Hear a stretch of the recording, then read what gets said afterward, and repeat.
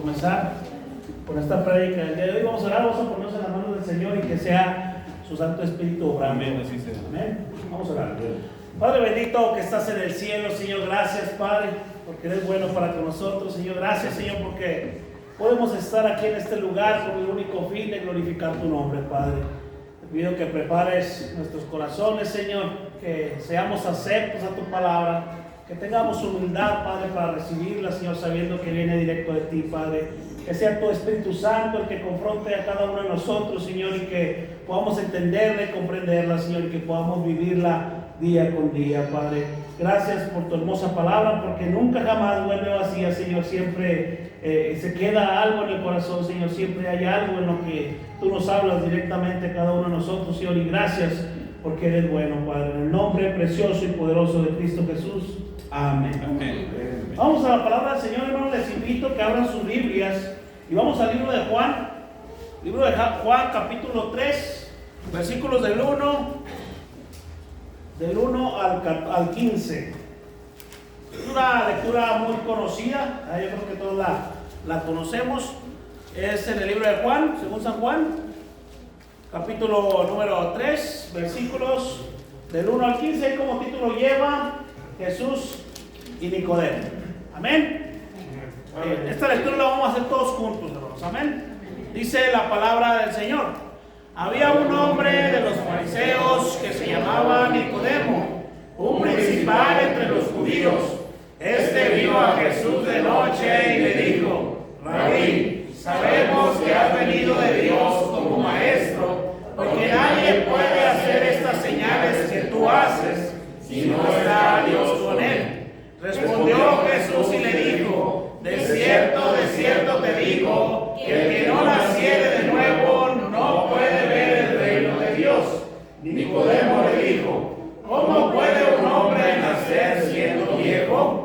¿Puede acaso entrar por segunda vez en el vientre de su madre y nacer? Respondió Jesús: de cierto te digo, que el que no naciere de agua y del Espíritu no puede entrar en el reino de Dios. Lo que es nacido de la carne, carne es, y lo que es nacido del Espíritu, Espíritu es.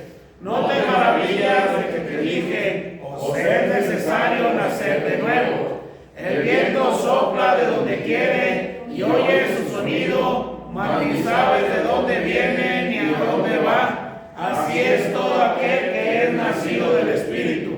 Respondió Nicodemo y le dijo: ¿cómo puede hacerse esto?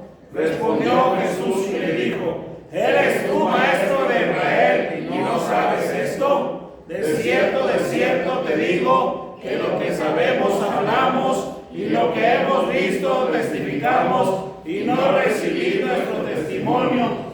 Si os he dicho cosas terrenales y no creéis, ¿cómo creeréis si os dijere las celestiales? Nadie subió al cielo, sino que descendió del cielo, el Hijo del Hombre que está en el cielo.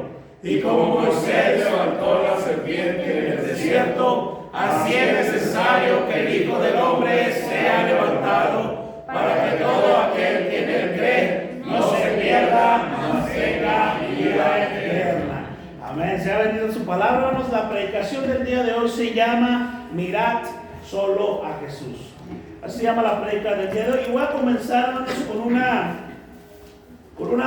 una ilustración, hermanos. Voy a comenzar cómo fue la conversión del gran predicador Charles Spurgeon. Y solamente lo menciono como apoyo a la palabra que vamos a ver el día de hoy, ¿verdad? Dice Charles Spurgeon, él relata, ¿verdad?, de su conversión. ¿Cómo es que fue? Dice: estuve años y años sintiendo que estaba al borde del infierno. Estaba yo en descontento, desanimado, desesperado. Soñé incluso muchas veces con el infierno.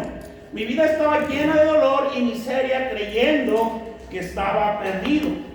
Charles Spurgeon utilizó estas palabras fuertes para describir sus años de adolescencia. A pesar de su educación cristiana, pues su padre y su abuelo eran ministros, criados en una iglesia congregacional, Spurgeon se despertó un domingo de enero de 1850 con un profundo deseo de ser libre, ¿verdad? Era un joven que fue creado en la palabra, mas sin embargo él sentía que no era salvo, ¿verdad? Y dice que ese día, ese domingo de 1850, él se despertó con ese deseo de ser libre, de buscar del Señor. Dice, sus propios esfuerzos de buscar a Dios, leer la Biblia y orar a diario no eran suficientes. Un día decidió ir a la iglesia.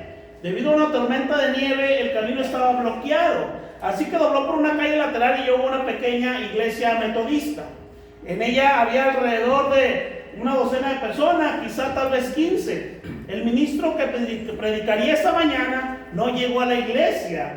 Al parecer fue por la tormenta de nieve, por lo que subió a la plataforma un hombre delgado para predicar. Al parecer el hombre contaba con muy poco conocimiento de las escrituras, lo que obligó a mantener su mirada en un solo texto, y este texto se llama Isaías 45:22, que dice así: mirad a mí y sed salvos todos los términos de la tierra, porque yo soy Dios y no hay más. Ese es el versículo. Dice, Spurgeon contaba que el predicador comenzó su predicación de esta manera. Dice, de hecho, este es un texto muy simple. Dice, mirad, ahora miren, no sufran mucho dolor. No se trata de levantarse el pie o agarrar una mano, solamente era mirar. Bueno, un hombre no necesita la universidad para aprender a mirar. Puede que seas el tonto más grande de este mundo, mas sin embargo puedes mirar. Cualquiera que puede mirar, incluso un niño puede mirar. Mira, pero luego el texto dice, mirad a mí. Dice, si muchos de ustedes se están mirando a sí mismos, no sirve de nada, nunca encontrarán ningún consuelo en ustedes mismos. Algunos dicen que miran a Dios Padre, pero no, mírenlo a Él, porque Jesucristo dice, mírenme. Entonces el hombre continuó su texto de esta manera y decía, mírame a mí que estoy sudando grandes gotas de sangre, mírame a mí que estoy colgado en la cruz, mírame que estoy muerto y sepultado. Mírame porque yo me levanto de nuevo, mírame a mí, yo asciendo al cielo, mírame a mí, estoy sentado a la diestra del Padre, oh pobre pecador, mírame a mí, decía este predicador. Luego de hablar sobre este tema durante un lapso de 10 minutos, el hombre dirigió su vista hacia abajo y vio a aquel joven que venía a la iglesia por primera vez. Y dice que fijando sus ojos en él le dijo, joven, te ves muy miserable y siempre serás miserable, miserable en la vida y miserable en tu muerte, si no obedeces este texto. Pero si lo obedeces ahora, en este momento serás salvo. Luego levantando las manos gritó, joven, mira a Jesucristo, mira, no tienes nada más que hacer, sino que simplemente mirar y vivir. Luego el propio Charles Spurgeon dijo al respecto, vi de inmediato el camino de la salvación. No sé qué más dijo, no me fijé mucho en ello. Estaba tan concentrado en ese momento que había estado esperando hacer 50 cosas, pero escuché esa palabra mirar y esa palabra me encantó. Allí mismo la nube desapareció, la oscuridad se disipó y en ese momento vi el sol. Podría haberme levantado en ese instante y cantado con más entusiasmo que ellos, por la preciosa sangre de Cristo. Ese día fue feliz, fue el día más feliz de mi vida, que encontré a mi Salvador. Aprendí a aferrarme a sus amados pies. Fue un día que nunca olvidaré. Escuché la palabra de Dios y ese precioso texto que llevó a la cruz de Cristo. Puedo testificar que la alegría de ese día completamente indescriptible. Pude haber saltado, no había expresión, por fanática que fuera, que hubiese estado fuera de alegría de esa hora. Han pasado muchos días desde entonces, pero nunca ha habido un momento que haya tenido euforia plena, el deleite chispeante que tuve en ese primer día. Pensé que podía haber saltado de la silla en la que me senté y haber gritado con la más salvaje voz de mis hermanos, soy perdonado, soy perdonado. Un monumento de gracia, un pecador comprado por la sangre de Cristo. Mi espíritu vio sus cadenas rotas, sentí que era un alma emancipada, heredera del cielo, una alma perdonada, aceptada por Cristo Jesús, arrancada del barro y del abismo, con los pies sobre las rocas. Sobre la roca, dice, entre las 10:30, cuando entré en la capilla de ese pequeño templo, y las 12:30 del mediodía, cuando volví a casa, el cambio más grande había tenido lugar en mí. Simplemente el mirar a Jesús había sido liberado de la desesperación y fui llevado de un estado de ánimo tan infeliz a un estado de ánimo tan feliz.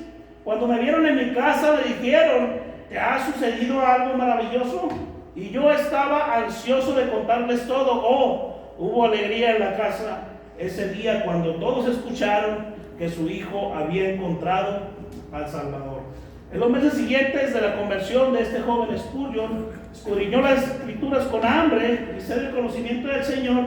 Tan solo 4 meses después fue bautizado en el río Lark por una iglesia bautista a la que él se unió.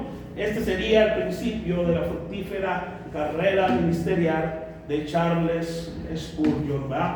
Este es un pequeño resumen de cómo fue la conversión de Charles Spurgeon. Pero eso no es lo relevante, sino la manera de cómo el Señor lo llamó, ¿verdad? Como este versículo tan pequeño, llegó a su corazón y llegó y lo transformó, ¿verdad? Hizo este cambio radical en su vida y de esta manera él fue otra persona a través de ello, ¿verdad? Y esto me da a entender que no solamente, ¿verdad?, porque hayamos nacido en un hogar cristiano, nos asegure que verdaderamente somos hijos de Dios, ¿verdad? La salvación es personal con el Señor, y si tal vez a lo mejor pienso yo como hijo, ¿verdad? No, pues mis papás son cristianos, ¿verdad? Entonces por lógica me lo van a heredar. Déjame decirte que eso no funciona así, ¿verdad? Eso funciona solamente yendo a los pies de Cristo y a reconocer que somos pecadores y tener este maravilloso encuentro con Él, ¿verdad? Por eso la predicación del día de hoy se llama Mirad solo a Jesús, ¿verdad? En este mundo miramos muchas cosas las vemos día con día, ¿verdad? Y este verbo, el del mirar, ¿verdad?, es algo de lo más sencillo que se puede hacer. Que no necesitas ser un gran estudioso, incluso no necesitas un gran esfuerzo para poder ver algo o alguien. Y vemos infinidad de cosas, pero tristemente no vemos a Cristo Jesús. Vemos a la diestra, vemos a siniestra, a la derecha, a la izquierda, a todos lados vemos, pero a Cristo Jesús no lo vemos. Y era lo que estaba pasando, ¿verdad? En esta lectura que tuvimos ahorita, era lo que estaba pasando con Nicodemo. Nicodemo volteaba a ver a todos lados, pero no veía a Cristo Jesús. Y Nicodemo no era cualquier cosa, ¿verdad? Dice en el versículo 1 y 2, dice: había un hombre de los fariseos que se llamaba Nicodemo, un principal entre los judíos. Este vino a Jesús de noche y le dijo: Rabí, sabemos que has venido de Dios como maestro, porque nadie puede hacer las señales que tú haces sino está Dios con él, ¿verdad? Yo me quedo sorprendido, ¿verdad? Porque Nicodemo no era cualquier persona, era una persona que estaba estudiada, pero me llama mucho la atención, ¿verdad?, que dice que vino a Jesucristo, pero vino de noche a él. ¿Por qué vino de noche? ¿Por qué vino de noche? Porque tenía vergüenza que lo vieran. Si vemos un poquito en el contexto de esto, obviamente los sacerdotes, los fariseos, estaban siempre en contra del Señor Jesucristo.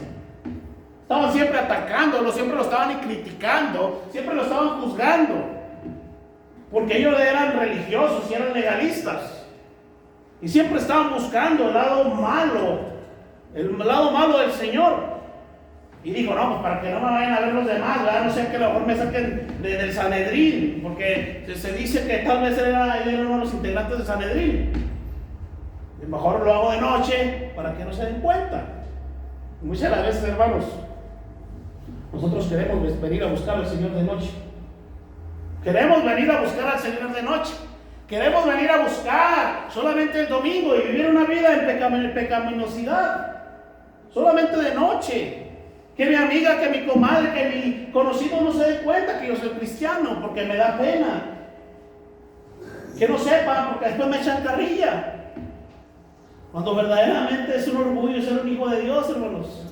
Es un orgullo el ser el real sacerdocio, como decía ahorita el hermano Juan en la dominical. Es un orgullo el que Él se haya fijado en mí no teniendo nada a cambio. Es un orgullo el que Él haya puesto su mirada en mí y me haya amado antes de la fundación del mundo. Nomás que tristemente estamos en los tiempos donde a lo bueno le llaman malo y a lo malo le llaman bueno. Y ahorita el ser cristiano es algo vergonzoso. Claro que no, hermanos. Es algo que es un orgullo ser un hijo del Rey. Es algo que nos debe llenar de incluso de agradecimiento al Señor por haber obtenido este hermoso regalo. Y aquello, ¿verdad? Dice ahí en Juan, ¿verdad? Los hizo hechos hijos de ellos, ¿verdad? Fuimos adoptados por el Señor, dice ahí en primera de Juan, en Juan 1, capítulo 1. Todos los que le recibieron fueron hechos hijos del Señor.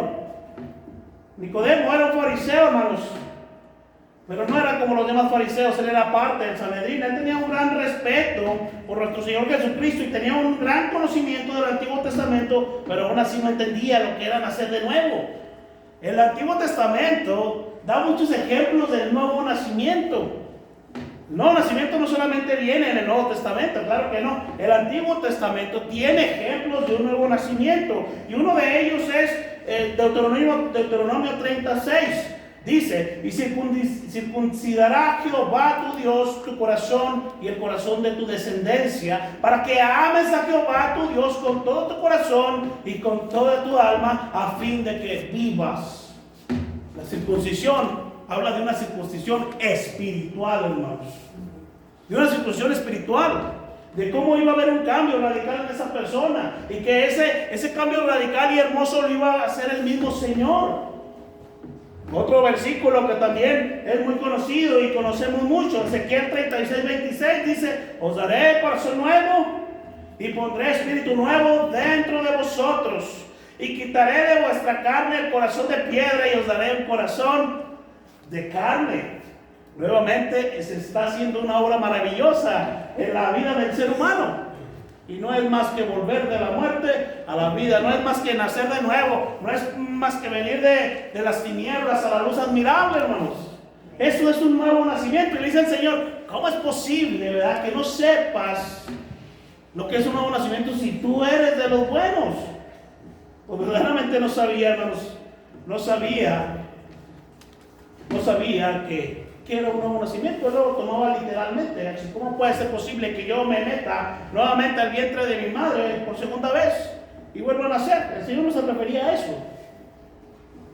Juan 1:11, el versículo que compartí ahorita, dice: a los suyos vino y los suyos no le recibieron, mas a todos los que le recibieron, a los que creen en su nombre, les dio potestad de ser hijos de Dios, hechos hijos de Dios. Es un orgullo ser un hijo de Dios, hermanos. No busquemos al Señor de noche, hermanos. No busquemos al Señor con vergüenza. No busquemos al Señor con pena. Es un orgullo, vuelvo a repetir, ser un hijo del Señor. Es un gran privilegio el haber sido escogido por Él mismo. Muchas veces vemos, ¿verdad?, que mucha gente se avergüenza. Eres cristiano a veces, con mis papás. Si verdaderamente el Señor ha hecho esa obra tan maravillosa en tu corazón, debes de sentirte agradecido todos los días de tu vida, del saber que te trajo de la muerte a la vida, del saber que te trajo de las tinieblas a la luz admirable, y vivir una vida totalmente en agradecimiento por haber hecho eso en tu vida. Dice Juan 3:3, dice: respondió Jesús y le dijo: de cierto te digo, que el que no naciere de nuevo no puede ver el reino de Dios. Nicodemo le dijo: ¿cómo puede un hombre nacer siendo viejo? ¿Puede acaso entrar por segunda vez en el vientre de su madre y nacer? Nicodemo no comprendía, hermanos, lo que era un nuevo nacimiento. Aun cuando él era un estudioso, no lo entendía ni lo comprendía. Debemos de seguir orando, hermanos, por toda esa gente que se pierde. Que Dios tenga misericordia y gracia para poder salvar, ¿verdad? Todos tenemos familia aquí que no han venido a los pies de Cristo, que son incrédulos. Y yo creo que tú, como familiar de ellos, es algo que te duele en tu corazón. Porque al final de cuentas, el deseo tuyo es que el Señor tenga misericordia de esa persona y se salve. Obviamente eso no nos compete a nosotros, pero sí nos compete estar orando por esas personas, para que el Señor derrame su gracia infinita en la vida de ellos y puedan venir a la luz admirable que es Cristo Jesús. Llega el Espíritu Santo, hermanos, a la vida de las personas y pasa un cambio hermoso, un cambio radical, un cambio que no es de este mundo, es un cambio que es sobrenatural. ¿Por qué? ¿Y esto por qué pasa? ¿Por qué? Porque esta obra la hace el Espíritu Santo.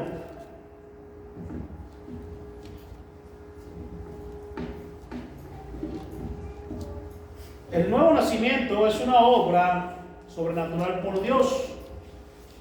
Llega el Espíritu Santo a la vida de las personas, se hace un cambio radical, y todo esto es solamente por el poder del Espíritu Santo en nuestras vidas, que nos pasa de muerte a vida. Dice ahí en el mismo lectura que estamos leyendo, dice: respondió Jesús, de cierto digo, que el que no naciere de agua y del Espíritu no puede entrar en el reino de Dios.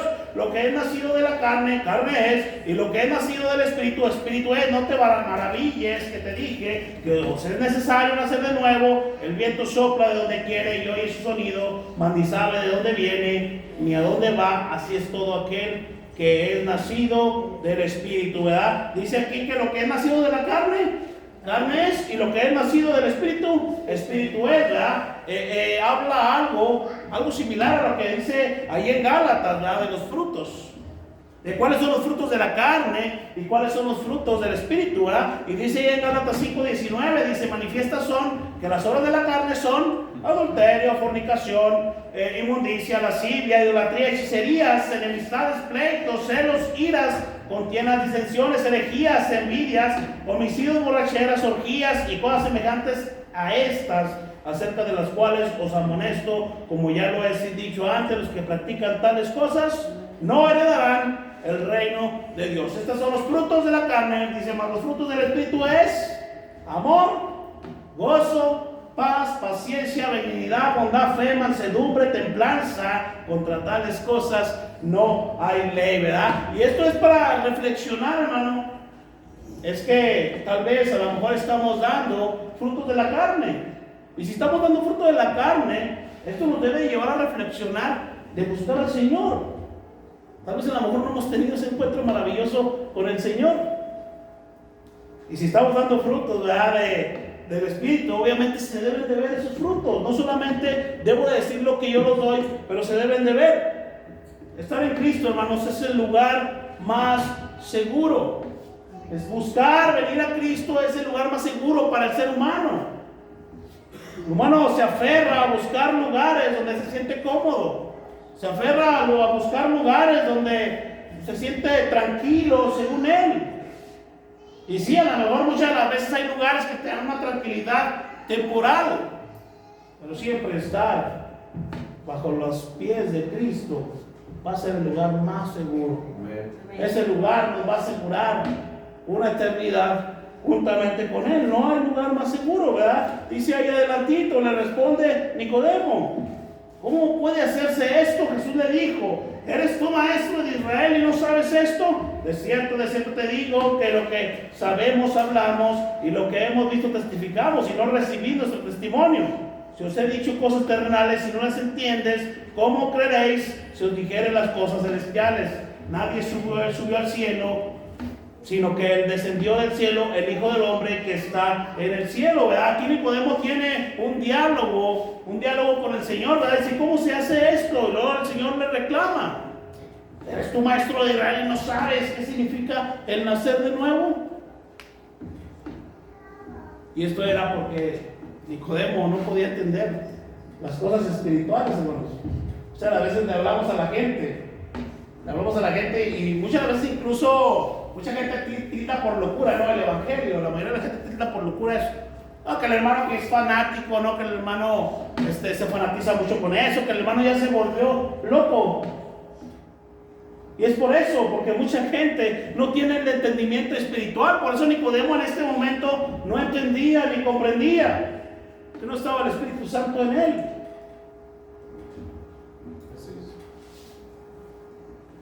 Pero adelantito dice, hermanos, dice que se levantó la serpiente de bronce, el versículo 14. Y dice, 14, dice: y como Moisés levantó la serpiente en el desierto, así es necesario que el Hijo del Hombre sea levantado, para que todo aquel que en él cree no se pierda, mas tenga vida eterna, ¿verdad? Y si nos regresamos un poquito, ¿verdad?, a lo que viene siendo la historia del pueblo de Israel, cuando se levanta esta serpiente, ahí en el libro de Números, el libro de Números 21 dice, Números 21 del 4 al 9, dice: después partieron del monte de Or, camino al Mar Rojo, para rodear la tierra de Edom, y se desanimó el pueblo por el camino, el 5, y habló el pueblo contra Dios y contra Moisés: ¿por qué nos hiciste subir de Egipto para que moramos en este desierto? Pues no hay ni pan ni agua, y nuestra alma tiene fastidio de este pan tan liviano.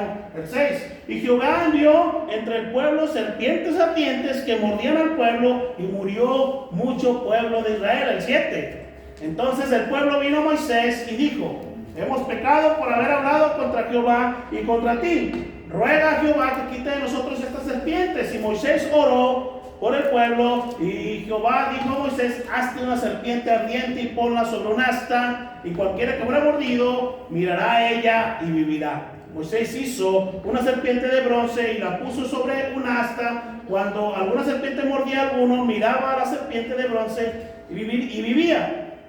Ver a la serpiente, hermanos, en este acto que estaba haciendo Moisés, ver la serpiente era la solución para ser curado de la mordida letal. Pero ver a la serpiente no evitaba ser mordido. Ver a la serpiente era la solución para que el veneno de la serpiente no hiciera efecto en las personas. Pero que tuviera la serpiente no evitaba el que fuese mordido. El ver a la serpiente simplemente evitaba una muerte segura. Ahora yo hago una pregunta, hermanos.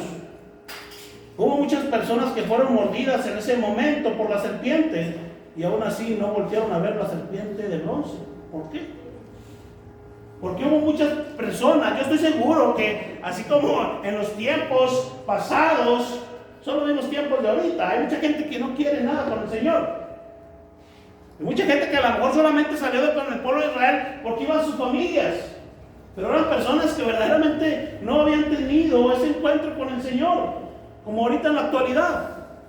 Y estaba la serpiente de bronce, ¿verdad? Ya imagino a una persona, no sé, una persona agnóstica, una persona que no cree en nada, ¿verdad? Que no cree que hay Dios, no cree que hay un creador. Dice: no, pero yo, ¿por qué voy a voltear a ver eso? Yo no creo en eso. Lo llevaban a curar, ¿verdad? Y en el camino moría. ¿Por qué no volteaban a ver si la solución estaba ahí?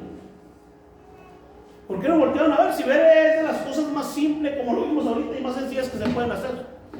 Simplemente volteabas a ver toda la serpiente que había hecho Moisés ahí de bronce y eras curado. Simplemente no querían nada con el Señor. Así como antes, el mismo pueblo de Israel, había personas que no querían nada con el Señor. En la actualidad sigue estando esa serpiente de bronce, que es la cura para el pecado. En aquel entonces era la cura para el veneno de la mordedura de la serpiente. Y ahorita Cristo es la cura para el pecado, que es un veneno mortal también. Y sin embargo, tristemente estamos en la misma situación.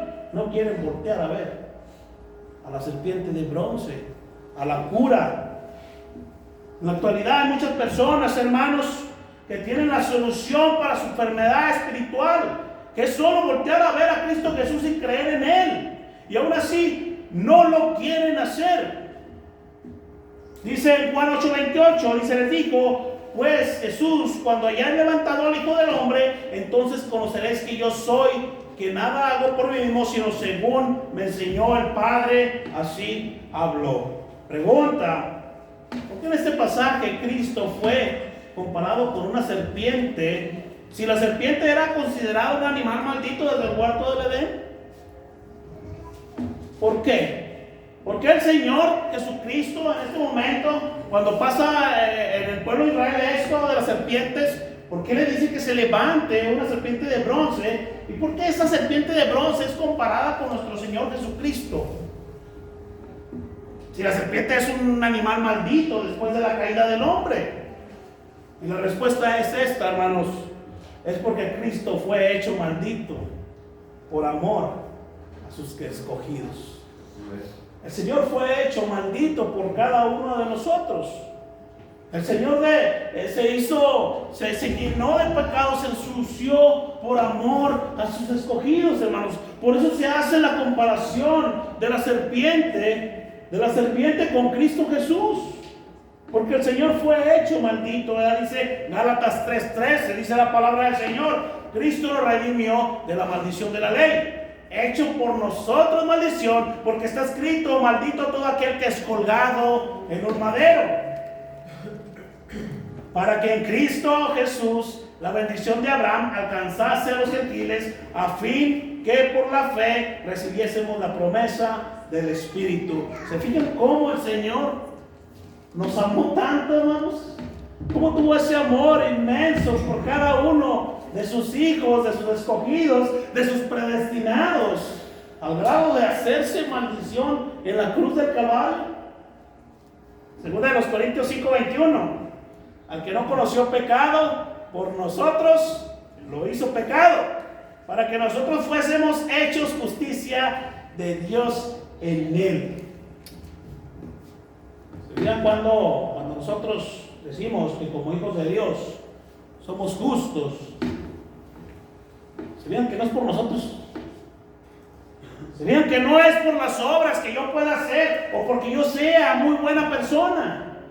Somos justos porque Cristo se hizo maldito. Por eso somos justos.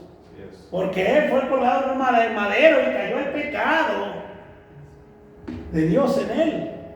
El pecado del Padre cayó en el Hijo. Y se satisfació esa ira del Señor, que ya nos compró con su sangre preciosa, hermanos. Ya nos compró con su sangre preciosa. ¿Cómo pues? Voy a hacer otra pregunta. ¿Cómo pues se puede entender el ser humano las cosas espirituales si está muerto en sus delitos y pecados y no tiene entendimiento en su naturaleza caída? ¿Cómo pues el ser humano, ¿verdad? Obviamente nosotros debemos de predicar la palabra de Dios, ¿verdad? Pero si hacemos esta pregunta, decimos, bueno, entonces ¿cómo van a entender ellos de la palabra del Señor si pues no son espirituales? ¿Cómo lo van a entender y comprender si no tienen el Espíritu Santo y no pueden discernir lo que tú les estás compartiendo? Fácil.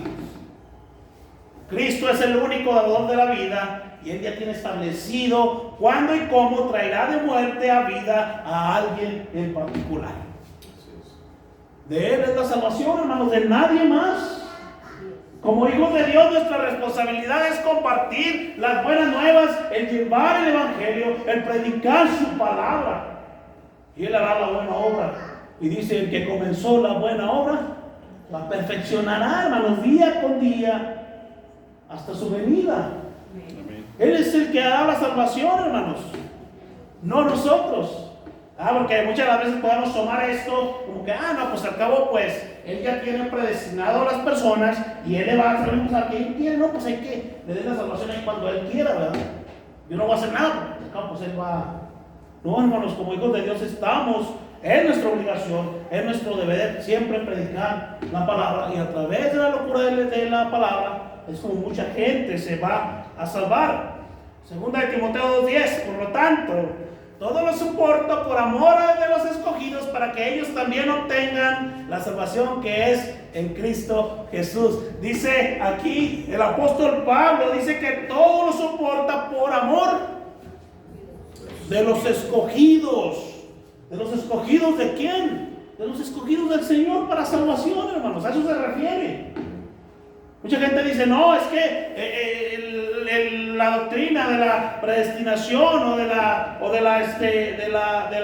salvación, de la elección incondicional está mal, porque están eligiendo solamente unas personas. Y no, la salvación es para todos.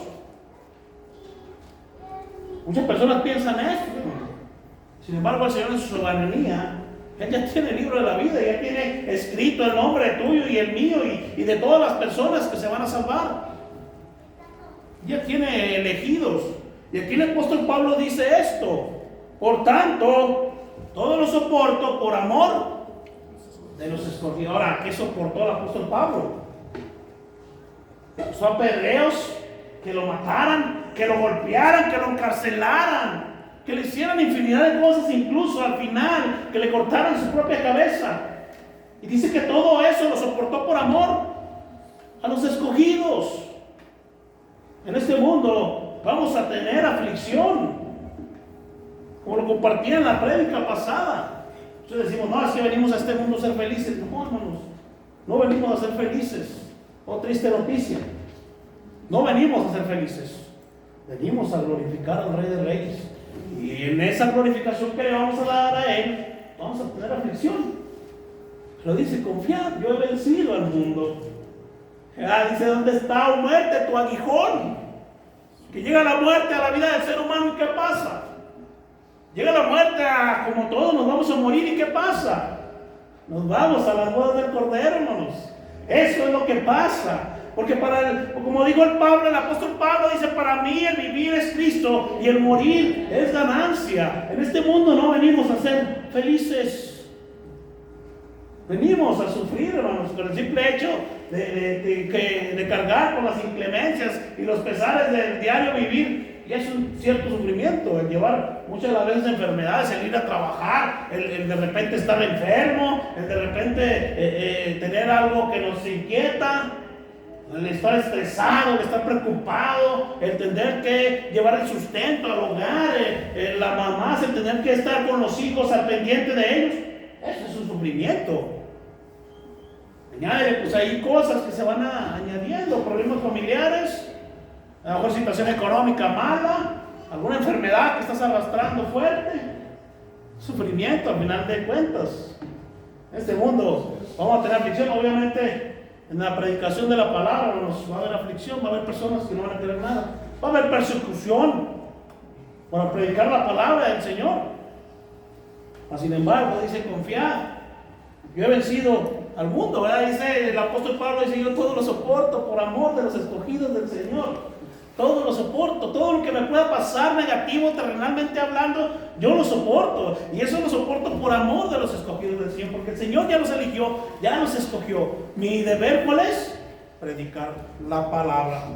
Dice Efesios 2:5, aún estando nosotros muertos en pecados, Él nos dio vida juntamente con Cristo. Y luego termina diciendo, por gracia sois salvos. Dice el 6, y juntamente con Él nos resucitó y asimismo nos hizo sentar en lugares celestiales con Cristo Jesús. Quitar la mirada de Jesucristo siempre nos llevará a fallar, a errar. Personas que trabajaron en el campo, sabían que cuando pintaban la vista de aquella marca que ponían, cuando estaban haciendo un surco, labrando un surco, sabían que era lo peor que podían hacer. ¿Por qué? Porque cuando ya no les acordaban, ya el bordo lo llevaban por sin ningún lado. Que se quitaba la vista de aquel lugar, de aquel objeto que se pintaba. Es lo mismo que pasa en la vida del Hijo de Dios, del cristiano, hermanos. Quitar la mirada de Cristo siempre nos va a llevar a fallar y a errar. Vemos cómo muchas personas solo están buscando los defectos de las personas cristianas para criticarlas y así justificar el pecado. Voltean a ver todo menos a Cristo, que es el dador de la vida. Y vemos que tristemente, también hay muchos malos cristianos que ni siquiera son hijos de Dios. Y esos malos cristianos dan mal testimonio, ¿verdad? Y ese mal testimonio que dan, la gente que es inconversa, que no conoce del Señor, lo agarra para ser como fulanito de tal, mejor así estoy bien. No, diga que yo conozco un pastor que hacía esto y el otro. ¿Y eso es por qué? Porque volteamos a ver a todos lados y menos a Cristo. Y la vista siempre debe de estar puesta en Cristo, hermanos. Aun cuando tengamos una iglesia sana, aun cuando tengamos una doctrina sana, la vista siempre debe de estar puesta en Cristo, porque ¿sabes qué? Yo te voy a fallar. Mi hermano te va a fallar. Por muchas ganas que le esté echando y por mucho que esté luchando con su carne, tarde que temprano te va a fallar. Pero ¿sabes quién nunca fallará? Ese es Cristo. Ese es Cristo. Él nunca va a fallar. Un ejemplo claro, hermanos. ¿Se acuerdan de Pedro? Cuando Pedro vio al Señor que caminaba en el agua y que lo dejó de ver. Dice ahí en Mateo 1:14, dice, y dijo, ven. Y descendiendo Pedro de la barca, andaba sobre las aguas para ir a Jesús. Pero al ver el fuerte viento tuvo miedo y comenzando a hundirse dio voces diciendo: Señor, sálvame. Al momento Jesús, extendiendo la mano, asió de él y dijo: hombre de poca fe, ¿por qué dudaste? Pero le damos poquita entrada al enemigo, no sé qué pasa. Apenas dejamos de voltear a ver al Señor y ya nos estamos desviando. Nos empieza a faltar la fe, nos empezamos a enfriar espiritualmente y empezamos a ver todo lo negativo de mi iglesia, todo lo negativo. La hermana me hizo esto, el hermano me hizo esto otro, y vemos todas las cosas malas y en ese momento son las más relevantes. Y sobrepasa todo, ¿no? Es que el hermano es esto y esto, el hermano es esto y el otro. Pero la vista ya no está en Cristo. La vista ya no está en el dador de la vida, ya está en los humanos. Cuando ponemos la vista en personas, hermanos, estamos fritos. Vamos directo a la perdición. Eso le dice el Señor Jesucristo, dice: hombre de poca fe. Dice que Pedro iba caminando, volteando a ver a él directamente, y dice que empezó ahí la turbulencia de las aguas, se empezaron a mover, y luego dice el versículo que tuvo miedo.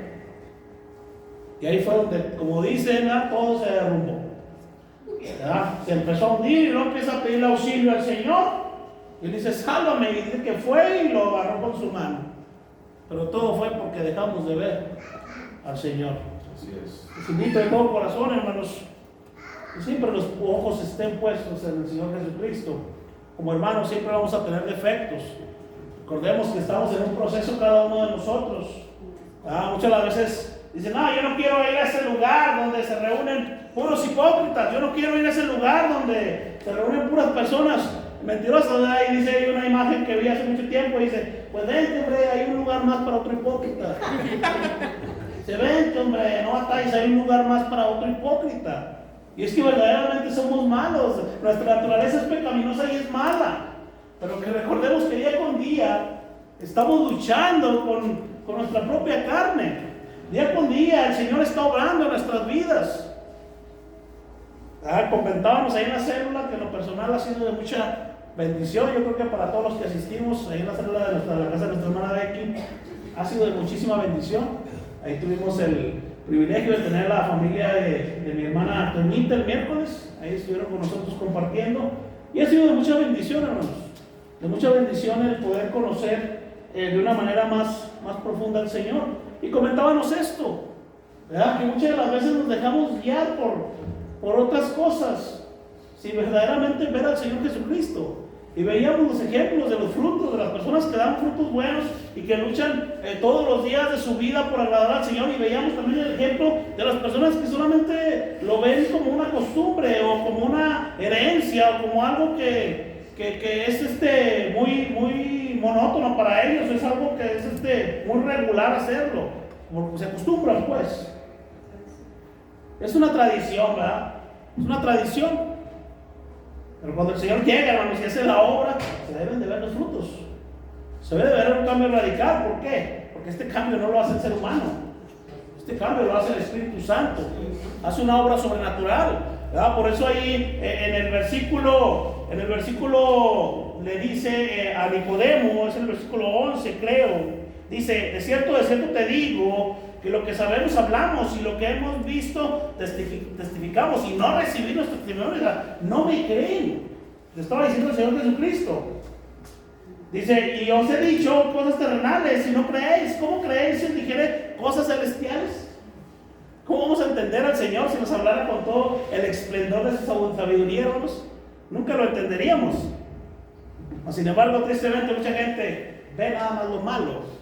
Ve lo malo, y cuando le damos entrada al enemigo, hermanos, es un proceso, ¿no?, que va pasando, lo vamos enfriando poco a poco, y al final de cuentas ya estamos viendo las cosas negativas nada más, y al final de cuentas tienen mayor valor las negativas, y las positivas se van al suelo, y es cuando el enemigo ya nos tiene en la completa oscuridad, y eso es por la consecuencia de haber dejado de ver al Señor Jesucristo.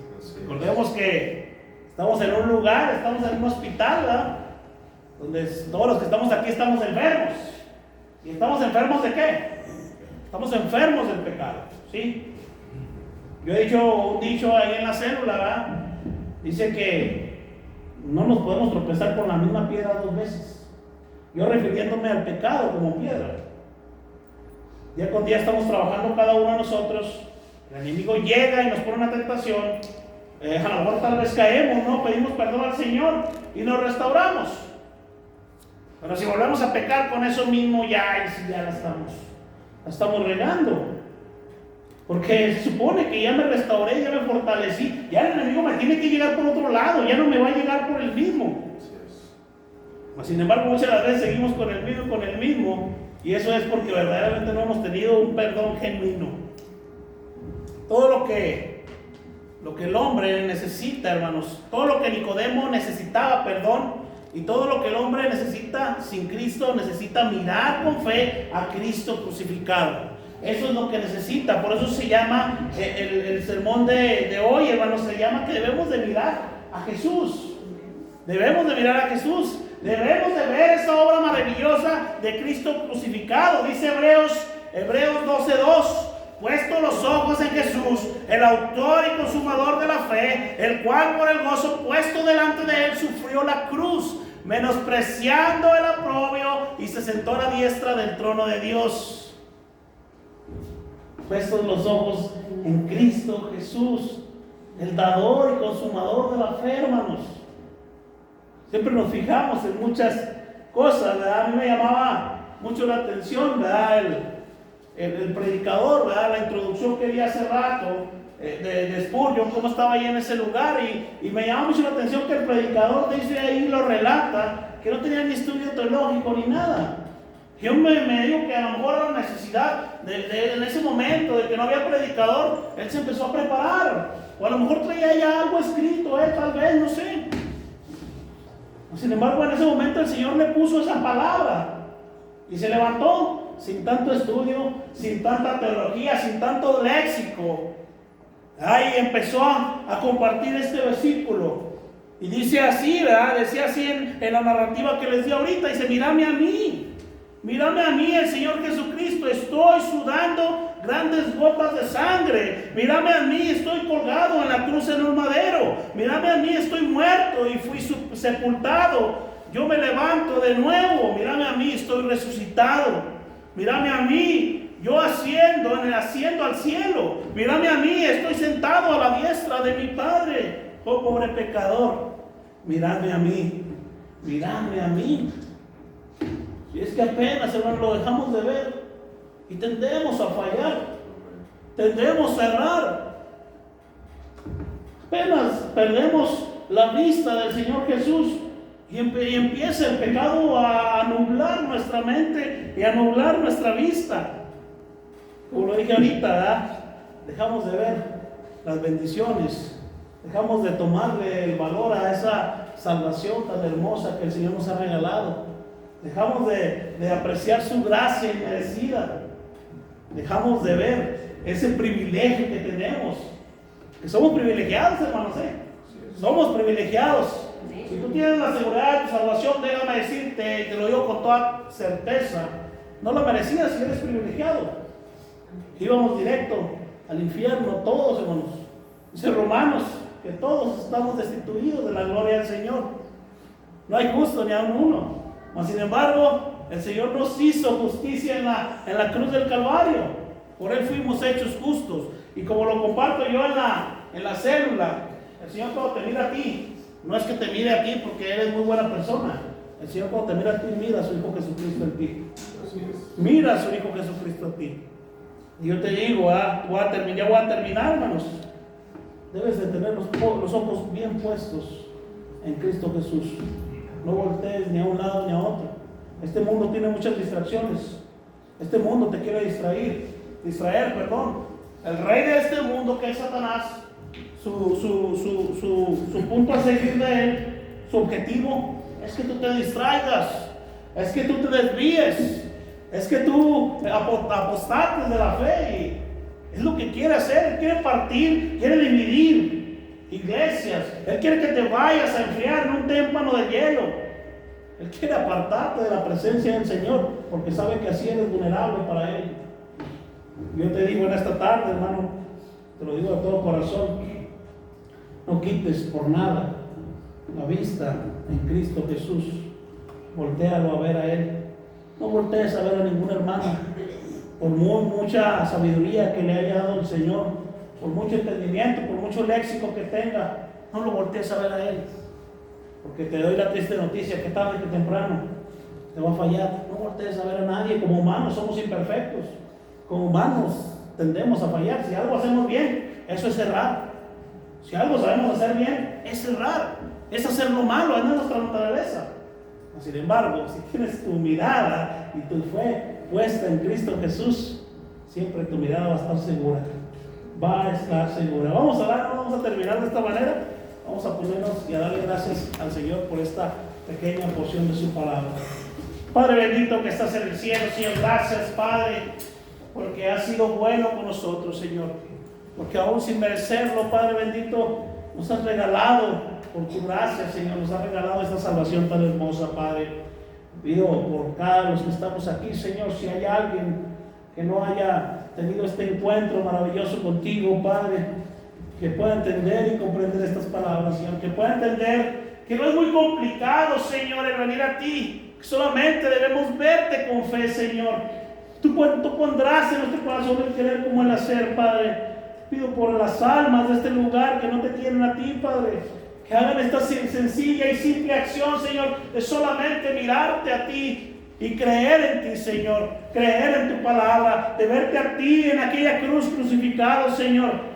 Pido que bendigas a estas personas, Señor, y que pongas el querer como el hacer, Señor. Sabemos que por tu buena voluntad, Señor, la salvación solamente es de ti, te pertenece a ti, absolutamente a nadie más, Señor. Solamente te pertenece a ti, Padre. Pero te pedimos, Señor, que tengas misericordia, Señor, que derrames gracia inmerecida en este lugar, Señor, por la vida de nuestros hijos, Señor, por la vida de nuestras familias, Padre, que sabemos que no te tienen a ti, Señor. Pedimos que llegue tu Santo Espíritu, Señor, si es tu buena voluntad, que llegue tu Santo Espíritu, que haga esta obra maravillosa, esta obra sobrenatural, Señor, y que pueda haber un cambio en ellos, Señor, que puedan venir de oscuridad a luz admirable, que puedan venir, Señor, de la muerte a la vida, Señor. Te pido, Señor, que seas en cada uno de nosotros, Señor, verdaderamente nos duele, que tenemos familias, Señor, que amamos, tenemos familias, Señor, que nos gustaría que tuvieran ese encuentro especial contigo, Señor, pero no depende de nosotros, Señor, y oramos por ellos, Señor, para que tú tengas, Señor, misericordia, si es que te place, y derrames tu gracia, Padre. Gracias porque has sido bueno con nosotros y porque nos has dado esto tan hermoso, Señor, sabiendo que no lo merecíamos, sabiendo que nuestro destino, Señor, era morir, Señor, tener la muerte segunda, Señor, sabiendo que nuestro destino era el infierno eterno, Señor, y te damos las gracias, Padre, porque un día llegaste, aún con nuestra necedad en nuestra mente, aún cuando no queríamos nada contigo, Padre, aún cuando nos aferrábamos a este mundo, aún cuando queríamos seguir en el lodo cenagoso, aún cuando queríamos seguir muertos en las tinieblas, Padre, llegaste tú y resucitaste en nuestros corazones, Padre. Te damos la gloria y la honra, Padre, por este acto maravilloso que has hecho en nosotros. Te pedimos, Señor, como dice tu palabra, que el que empezó la buena obra la perfeccionará hasta el día de tu venida. Que día con día, Señor, trabajes en nuestros corazones, que día con día, Señor, demos testimonio de ser hijos tuyos, Señor, que día con día demos frutos dignos de arrepentimiento, Señor, y que de esta manera la gente pueda ver que verdaderamente somos hijos tuyos, Padre. Que pongas en nuestro corazón siempre, Padre, la predicación de tu palabra, Señor, que siempre haya una palabra de esperanza a través de tu palabra en nuestras bocas, Padre. Gracias por esta hermosa reflexión que nos has dado el día de hoy, Señor, sabiendo que tu palabra nunca vuelve vacía, Señor, y sabiendo que siempre alimenta nuestras almas y nuestros corazones. En el nombre precioso y poderoso de Cristo Jesús. Amén. Amén. Dios le bendiga, hermanos.